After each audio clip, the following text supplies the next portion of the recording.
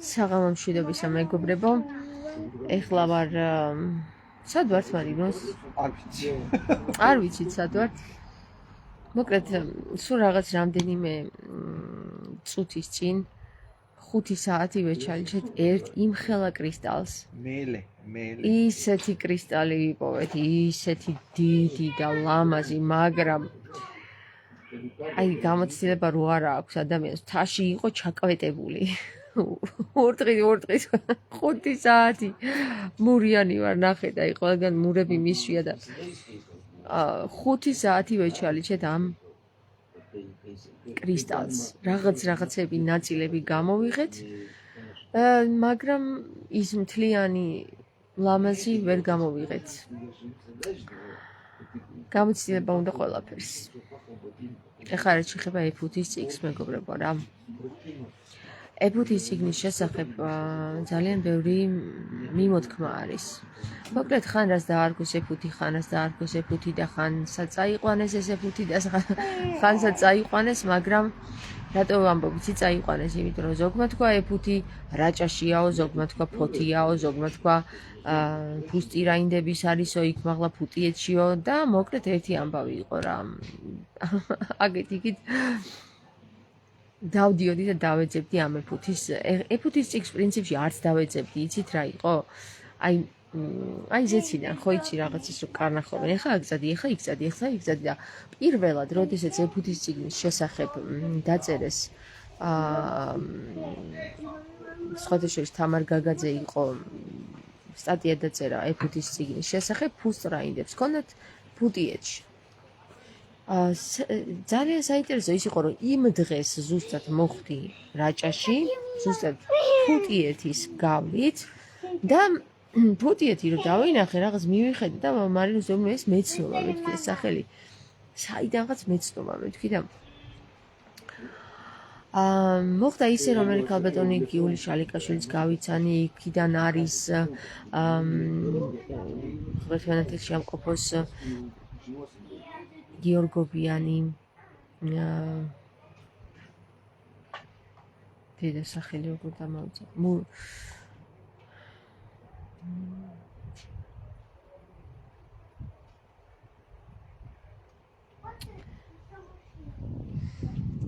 სახელი, აი, ეხლა ძალიან არ ვიცი, დამავიწყებს. მარინოს რა ქვია, მურმანი? არა. გიორგობიანი. ქალბატონი გიული შალიკაშვილის ქმარს რა ქვია, კაცო გამახსენეთ. და წიგნის ხო ლაივში ხო ჩავწერე ხალხო.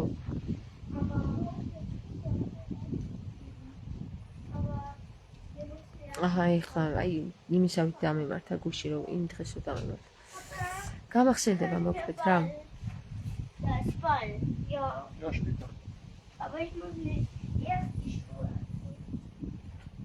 Was keine Schuhe.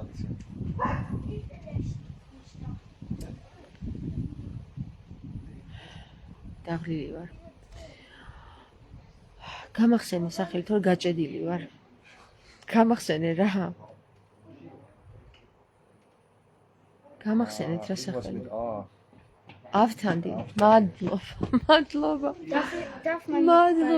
ავთანდილ გიორგობიანს, რომელსაც დაწერილი აქვს რაჭის საიდუმლოს შესახებ ფუსტირაინდებზე. მოკლედ ერთი სიტყვით, იქაც ვიყავი.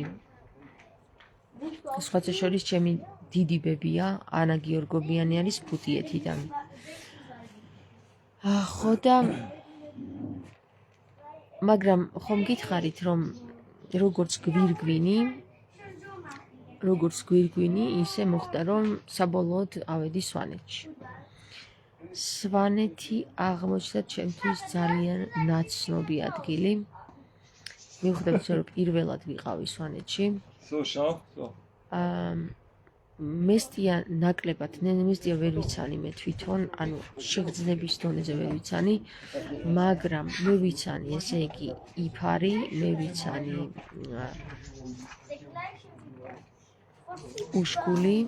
უშკულში განსაკუთრებულად ის ადგილი, სადაც თამარის საზაფხულო ეკლესიის სასახლეა და თამარის კოშკი აქ ქვემოთ არის კიდე ერთი. მე ვიცანი კიდევ ერთი სოფელია, რომელსაც ებუთი ქვია. მაგრამ ებუთი ვიცანი მხოლოდ სახელით და მოკლედ რომ არ გავაგრძელო, ხომ? არ არის არც ერთი ებუთის წიგნი, რომელზეც საუბარი არისო, იქ არისო, აქ არისო, იქ იერუსალიმშიაო, იქ სასონხეთშიაო, ესენი არ ვიცი მე რა ებუთის წიგნები არის, მაგრამ მე ვიცი რომ თამარს ჰქონდა ებუთის წიგნი ბოლოს. აუ, სულ ყველგან მურები მისვია ბავშვებო. ეხლა გაჩვენებთ რა, რამდენი წელიწადში. თან გაჩვენებთ რამდენი კრისტალები დავაგროვეთ. ხო, მადლობა თამარ, ხო გავახსენდა. ხო და სად ვიყავი? ხო, მოკლედ ებუთის წიგნი იყო მხოლოდ ერთი. და მისი გადაწერა არ ჰქონდათ უფლება, ანუ გადაწერის უფლება არ ჰქონდათ, მე მგონი, როგორც ვიცი. ერთადერთი შესაძლებლობა არის, რომ იმ ადამიანსაც, ვისაც აბარებდნენ, სვანების ჰქონდათ ეს წიგნი. აი ამ ადამიანს მისცემოდა უფლება, რომ თითო ნახეთ რა ხდება. ჩვენს სახლში ნახეთ რა ხდება. აქ არის სულ კრისტალები, მეგობრებო. ესენი გასარეცხია ჯერ. წინას კრისტალები გვაქვს. ხო და გასარეცხებია ჯერ რა, ნახეთ, აი ესეთები არის კრისტალები, ბერკრისტალები. ხო და ამიტომ ჯერ ვთხარით, რომ ბოლოს კრისტალები ამოვთხარეთ. და შენ დახურე. ხო, დახურე.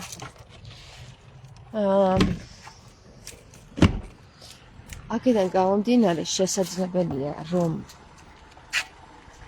როგორც ორიგინალი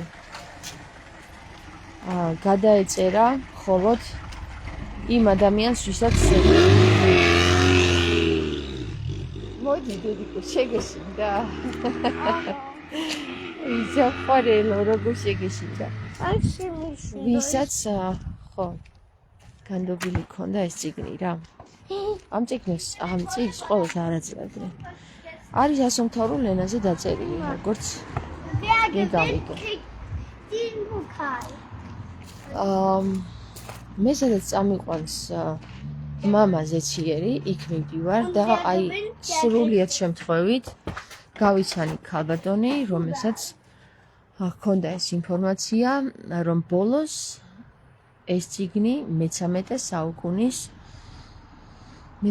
საუკუნის დასაწყისში გაქრა და არავინ არ იცის საწავიდა ეს წიგნი. სულ ბოლოს ეს წიგნი ჰქონდა თამარს. თამარს ჰქონდა ეს წიგნი განდობილი. და სხვათა შორის შესაძლებელია, რომ თამარმა თავისი ხელით გადაწერა ეს წიგნი, მაგრამ საქმე იმაშია, რომ თქვენ იცით, რომ თამარმა ასე არის ლეგენდის თანახმად 9 მხარეში გააგზავნა თავისი სასახლე, ხო? ანუ ესეთი იყო მისი ანდერძი. როგორც მე გავიგე, 9 მხარეში არ გაუგზავნიათ. გააგზავნეს მხოლოდ 3 ადგილზე. 3 ადგილზე გააგზავნა თავისი სასახლე თამარმა, უბრალოდ 9 ადგილზე გააგზავნა, მაგრამ 3 ადგილზე წაიღეს. ანუ 9 და 3 კავშირში ერთმანეთთან და სავარაუდოდ იმისა მიხედვით, იმიტომ რომ ზამთარი იყო, სხვანაირად ეთყობა ვერ მოახერხეს, აქედან გამომდინარე 3 ადგილზე არის თამარი დაკრძალული. ეს იმას არ ნიშნავს, რომ თამარი 3 იყო. ეს იმას ნიშნავს, რომ თამარმა ასე გადაანაწილა რა, თავისი განდობილების ხელით, ესე იგი განდობილები ყავდა თამარს, თამარი საკრალოს ცოდნას ფლობდა, ასევე ფლობს დღესაც, მაგრამ დღესდღეობით გახსენება ცოტა ჭირს, იმიტომ რომ ძალიან ბევრი მტერია, რომელიც აი ამ ცნობიერებას ებრძვის და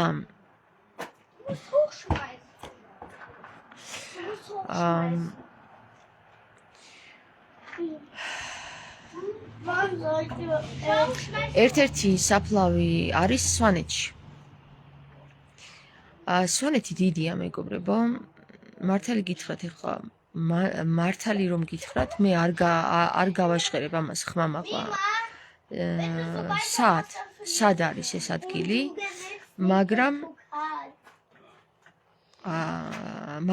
შეგრძნების დონეზე მე ვიცი უკვე სადაც არის ეს ადგილი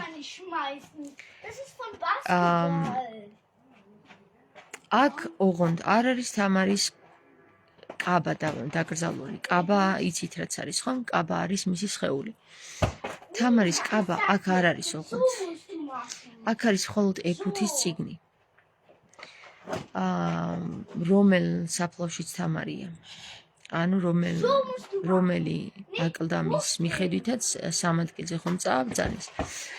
გელათის ტაძარში არ აღმოჩნდა თამარი, გელათის ტაძარში აღმოჩნდა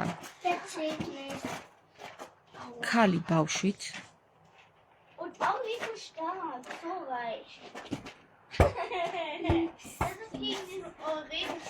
ოღონდ საკითხავი ახლა ის არის რომ როდესაც გელათის ტაძარში დაკრძალული თამარი ქალი ბავშვით აღმოჩნდა ქალი თოთო ბავშვით მეკითხვა მიჩნდება ეს გვამი გამოიკვლია საერთოდ? მე არ ვიცი გამოიკვლეს თუ არ გამოიკვლეს, ყოველ შემთხვევაში მე ის ვიცი, რომ როდესაც გელათის საფლავი გაითხარა, თამარიკის მაგივრად ქალი თოთო ბავშვით აღმოაჩინეს. მე იმასაც ვეჭვობ, რომ შესაძლოა რომ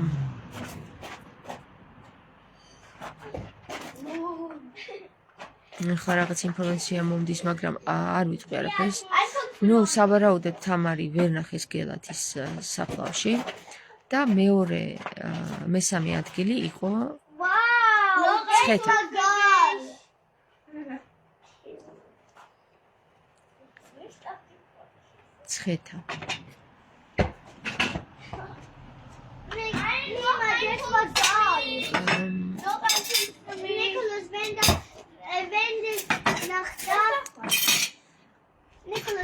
ცხეთაში ნაკლებად შეიძლება რომ აღნიშნოს რომ შესაძლებელია ჯვარზე იყოს თამარის მესამე სასახლე მაგრამ ანუ სასახლის გულისხმობ ხო მიცით უკვე რასაც გულისხმობ მაგრამ აქ არავინ არ შევიშვით ჩვენ დარწმუნებული იყავით მაგაში ანუ ის ლეგენდა რომ თამარმა იერუსალიმში თავის შვილს სთხოვა რომ იერუსალიმში წაებრძანებინა მისი გვამი ანუ ჩონჩხები რა ვიცი რაც ეს იყო იერუსალიმი ანუ თამარი აქ გულისხმობდა ცხეთას და არა იერუსალიმს იქ სადაც ახლა ჩვენ გავყვები მაგრამ საქმე იმაშია რომ მე სულ სხვა ინფორმაცია მაქვს რაც ჩემთან რეზონირებს და აბსოლუტურად არც იერუსალიმში არც სვანეთში არც გელათში თამარი არ დაუკრძალავთ თამარის კაბა არ დაუკრძალავთ აქ არის მხოლოდ რაღაცა დონეზე წაღებული ის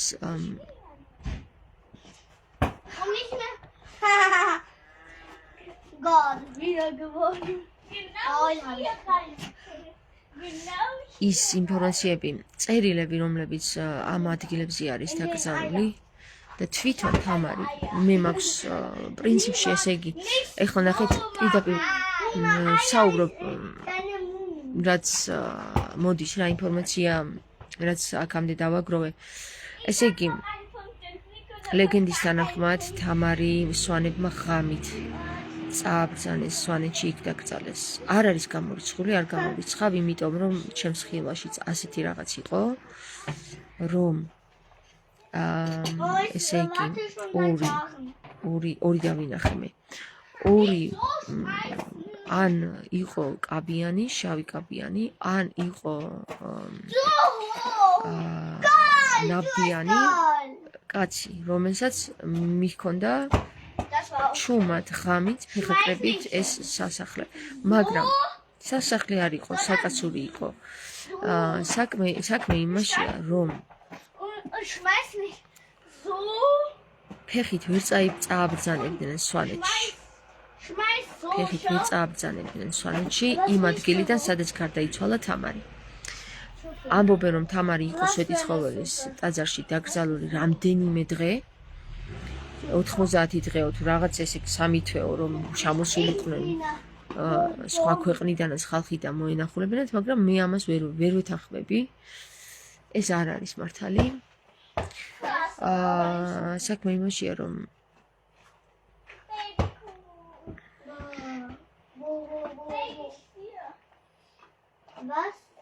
Mima, willst du Suppe? თამარის კაბის ნახვა ნაკლებად მაინტერესებს, ვიდრე ის წიგნი, რომელიც თამარმა გაასაიდუმლოა. მე მაინტერესებს თვითონ რატო გაასაიდუმლოა თამარმა ეს წიგნი რა. იმიტომ რომ და ეს არის ხაჭაპური, ეს კუბდარი. მადლობა.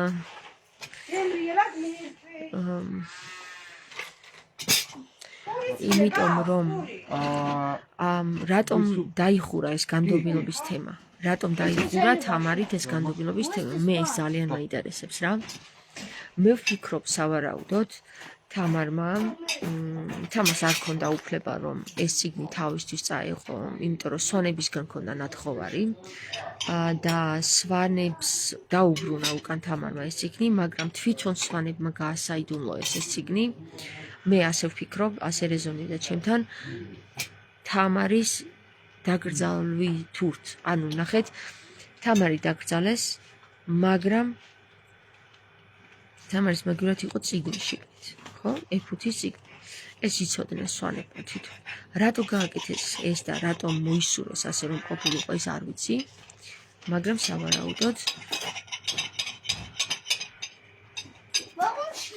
სავარაუდოდ ნახე, საინტერესო ის არის, რომ თამარს სვანები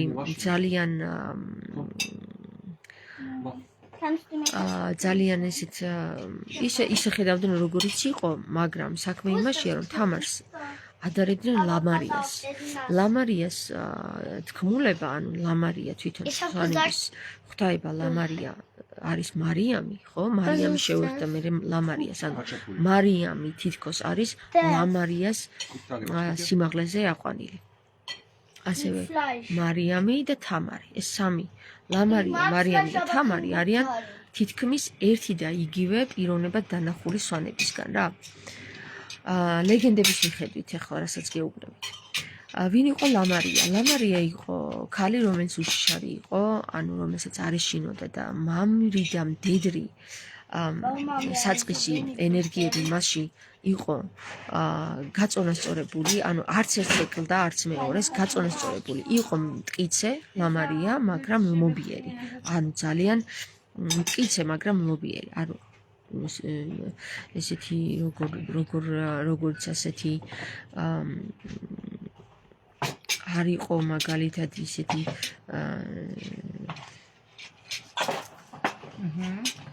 მხოლოდ ქალის თვისებებით, არამედ იყო მკაცრი, მაგრამ ლმობიერიო ესე. ხო, მტკიცე და მკაცრი თითქმის ერთი და იგივეა. მადლობა. ხო და საქმე მაგაშია, რომ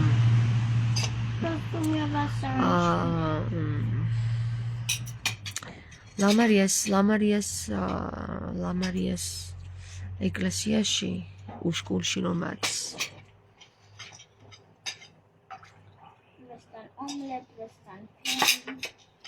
ეკლესია ძალიან საინტერესოა,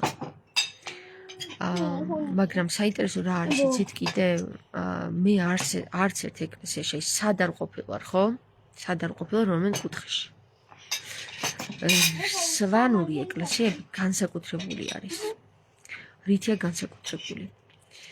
განსაკუთრებული არის ამ სვანური ეკლესიების ნაგებობაში იხრები და ისე შედიხარ შესასვლელში. შემდეგ არის ესეთი რამ, როდესაც შიდა ეკლესიაში შედიხარ, ანუ გარე ეკლესიაში ხო იხრები და ისე შედიხარ, როდესაც ერთი წუთი ბავშვები გადამიშით იქით, როდესაც შიდა ეკლესიაში შედიხარ, ადიხარ ჯერ კიბეებზე, მერე ჩადიხარ.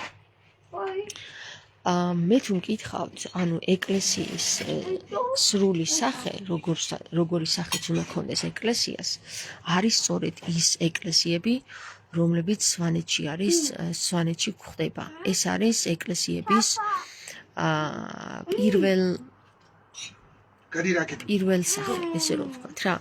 შემდეგ რა თქმა უნდა პომპეზური ეკლესიების აშენება დაიწყო და ის დიდი და მაღალი და გუმბათოვანი და ეს ყველა ის ეკლესია, რომელიც პომპეზურად არის აშენებული, ეს არის ბიზანტიის გავლენით გაკეთებული. მაგრამ ჩემი აზრით, ანუ ნახეთ როგორ ამია ახლა ეპუთის წიგნი რატომ იყო გასაიდუმლოებული? ეპუთის წიგნი იყო ქურუმებსაც არ დაუძახებ იმას.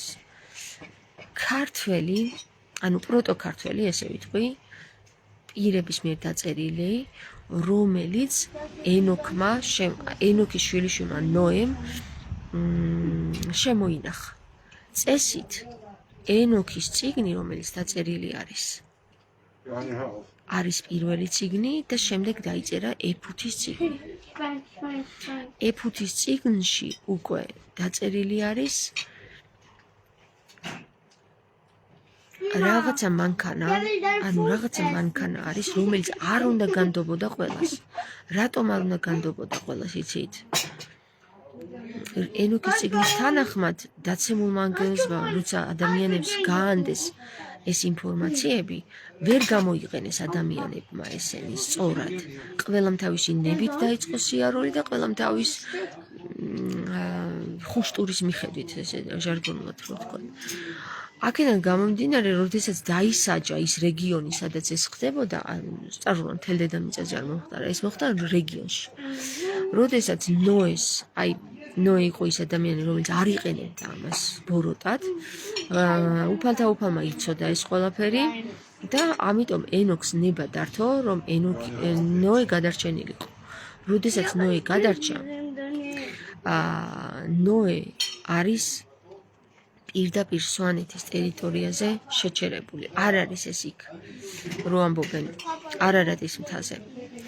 არარატის მთაზე რაც იპოვეს ის ნავი თუ გემი თუ რაღაცეები, ნაწილები თუ რაღაცები რო იპოვეს, ეგ არ არის ის, რაც მნიშვნელოვანი იყო და რამდენი გემი არსებობდა და რამდენი დადიოდა ამ რეგიონებში საერთოდ, მაგრამ საქმე რაშია, იცით მეგობრებო? საქმე იმაშია, რომ ნოე, როდესაც შემორჩება აი ამ ტერიტორიას, შემდეგ იწყებს სოფლების ნელ-ნელა დასახლებას, ხო? აი სვანეთში ეს შეიმჩნევა, რომ ნელ-ნელა გაზრდილია სოფლები. მე მგონი ძალიან დახლილი ვარ ახლა რომ ლაპარაკობ. ყოველ შემთხვევაში ეფუთის წიგნი ასომთავრულ ენაზე დაწერილი უნდა ყოფილიყო ნოეს ხელში. გესმით? ამიტომ ნოემ ძალიან მტკიცე პიროვნება იყო, ნოე როგორც დღევანდელი სვანები, არა დღევანდელი სვანები, არის სვანური ხასიათი, რომელიც არის. ჩვენ ხო ვიცით, რომ სვანები ძალიან მტკიცეები არიან, ძალიან ესეთი სტროგებიც არიან რა. ნოე იყო ძალიან ხისტი და სტროგი პიროვნება რა. აი ხევსურები და თუშები იტყვენ კერპი იყო, კერპი რო არ გატყდებოდა.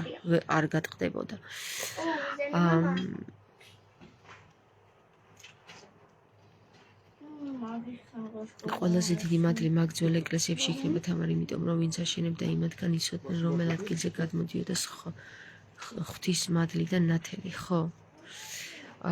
საქმე იმაშია მეგობრებო, რომ ღვთის მადლი და ნათლის გადმოსვლა ამათმა იცოდნენ აგებულების მიხედვით, როგორ უნდა გადმოსულიყო ეს რა. შეგიძლია ადგილი აირჩიო, ან შეგიძლია ადგილი აირჩიო და ისე მოაწყო, რომ ღვთის მადლი გადმოვიდეს. გესმით? აი ეს ეკლესიები მე რაც სვანეთში ვიხილე, ეს ეკლესიები არის ისე მოწყობილი, რომ რაც არ უნდა, ეხლა რა თქმა უნდა ტურისტული ის არის, მთლიანად წალეკილია ტურისტული იმით რა, ენერგეტიკით, მაგრამ როდესაც ეს ეკლესიები, აი დაკეტილი ეკლესიები რომლებიც არის, ხო? მათში იგრძნობა განსაკუთრებული მადლი რა. და ამ ეკლესიებს მხოლოდ განსაკუთრებულ სადღესასწაულო დღეებში ხსნიან და წირვას ატარებენ სვანური წესით. აი ამის მეექვსე ტყურადღება, სვანური წესით. არა იმ დამახინჯებული მართლმადიდებლური იუდეული წესით, რომელიც ახლა დღესდღეობით ტარდება ყველა ეკლესიაში აბსოლუტურად. ამიტომ მნიშვნელოვანია ჩვენ გავითვალისწინოთ ერთი რამ, რომ მართალია რომ ყველას უნდა ეფუთის წიგნი მის მხარეში იყოს, მაგრამ მე არ მაინტერესებს, მე მაინტერესებს სად არის მართლა ეფუთის წიგნი, სად არის წარმოშობა მისი. და როგორც გითხარით, ჩემთან რეზონირდა, რომ ეფუთის წიგნი არის სვანეთში. ამაზე მე კიდე სხვა დროს ვილაპარაკებ, აი ხლა საჭმელი გამიცივდება. და სხვა დროს შემოგიერთებით, ეხლა ისედაც ეტყობა ისეთ ადგილზე ვზივა, რომ ენერგია ვერ მოდის, რაღაცაა რა, მიშლის ენერგია. ვერ ვლაპარაკობ და მოდი ესე გავაკეთოთ, რომ სადაც მოვკალათდები მე სხვა დროს, დღეს ხვალ დაღლილი ვარ, აი ამ დღეებში დავდივარ ბევრს და ამიტომ ვერ შემოგიერთდით, არ ინერვიულოთ თქვენ მაგაზე. კარგად ვარ, რამდენიმე მომწერა პირადში და მაგიტომ გეუბნებით. კარგად ვარ, არ ინერვიულოთ, ჩავალ ისევ ასურეთში, იქიდან დაგიკავშირდებით. მოკლედ მგონია რომ ეს შენობები ეკლესიებად კი არა სახლდებად უნდა მოიხსენიებოდეთ, იმიტომ რომ ეკლესია ჩვენ ვართ ქრისტეს მაღიარებელი ადამიანი. ხო, ლალი, კი, გეთანხმები, ეგეც ერთი თემა არის, რომელიც უნდა გაჟღერდეს კაცობრიობაში და მოკლედ მაგრამ ეხლა ესე ესმის ხალხს და ესე ვსაუბრობ. მაგის დროც ყველაფრის დრო მოვა. მოკლედ ერთი სიტყვით მეგობრებო, ჩვენ ვისაუბრებთ კიდე ამ თემაზე და ეხლა დაგემშვიდობებით მშია. ბოდიშს დიხდით ყველაზე. თან ძალიან დაღლილი ვარ. დროებით